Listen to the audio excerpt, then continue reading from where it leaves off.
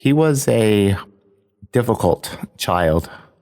That's how his mother, Catherine, described him in her letters. But to the neighbors in the late 18th century London, young Peter was more than just difficult. He was different, odd, queer. He didn't play like the other boys did. He didn't care for the rough and tumble of the street. In fact, Peter seemed to find the world around him almost physically painful. Loud noises made him wince. Bright, flickering lights made him retreat. To Peter, the world was a jagged, chaotic explosion of sensory input that he simply could not process. So, at the age of 8, Peter found a way to turn down the volume. He began to classify. Now, we see this often today, don't we? A child who finds comfort in the repetitiveness of something. A kid who lines up all of his toy cars by color. Someone who knows the flight schedules of every plane at the airport, or like in that movie, counting fallen toothpicks. But for Peter, it wasn't cars or planes or toothpicks. It was existence itself. He carried a small notebook everywhere. If he saw a tree, he didn't just look at it. He had to break it down into a list. Oak, leaf, bark, root. He wasn't looking at the beauty of the forest. He was looking for the order within it. He was obsessed with the relationship between things. How a stone is like an older brother to a pebble, but also, in a way, a cousin to a mountain.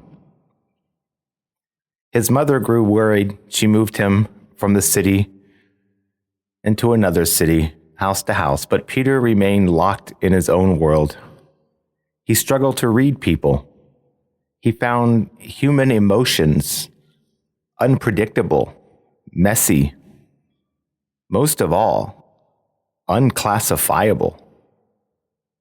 By the time he was a young man, Peter was a brilliant doctor, but socially, he was nowhere to be seen. A ghost. He admitted to himself that he had deficiencies in dealing with others. He preferred the company of his list to the company of people. But the world wouldn't let him stay in his shell, his cave, his bubble. In 1802, while Peter was traveling in France, the world went crazy mad. That little fellow Napoleon declared war on England and ordered every British citizen on French soil to be rounded up and thrown into prison. Imagine it. A man who needed order and silence suddenly thrust into the middle of a literal war zone. The panic, the shouting, the unpredictable violence. Peter was terrified not just of the soldiers coming to get him, but of the chaos. It wasn't orderly. He escaped on foot, fleeing through the mountains, dodging patrols in the dead of night, but when he finally reached the safety of London, he found a different kind of darkness waiting.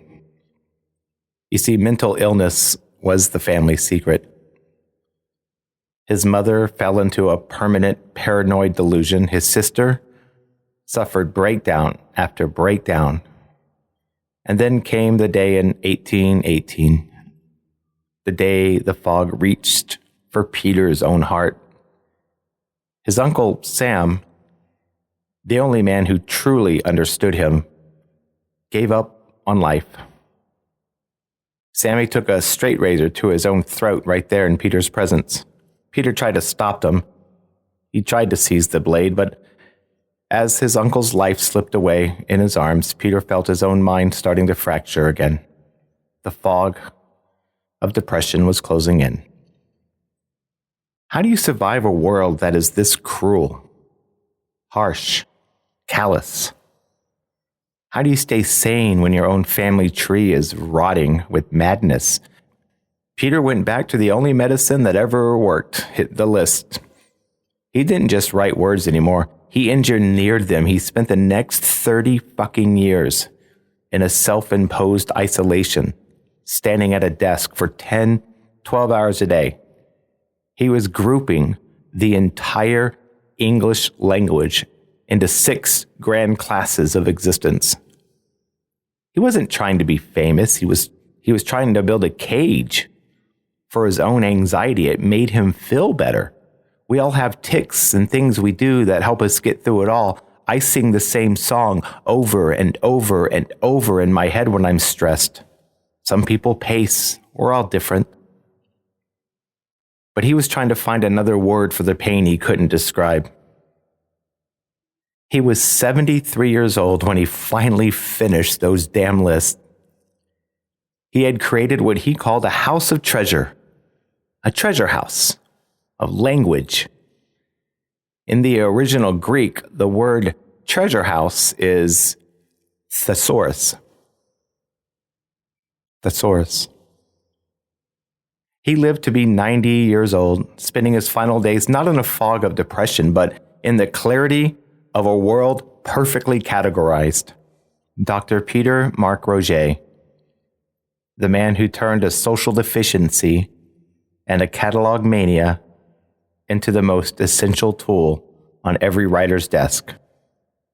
I've overused it several times in this story, this tale, this chronicle, this narrative. And that's all there is.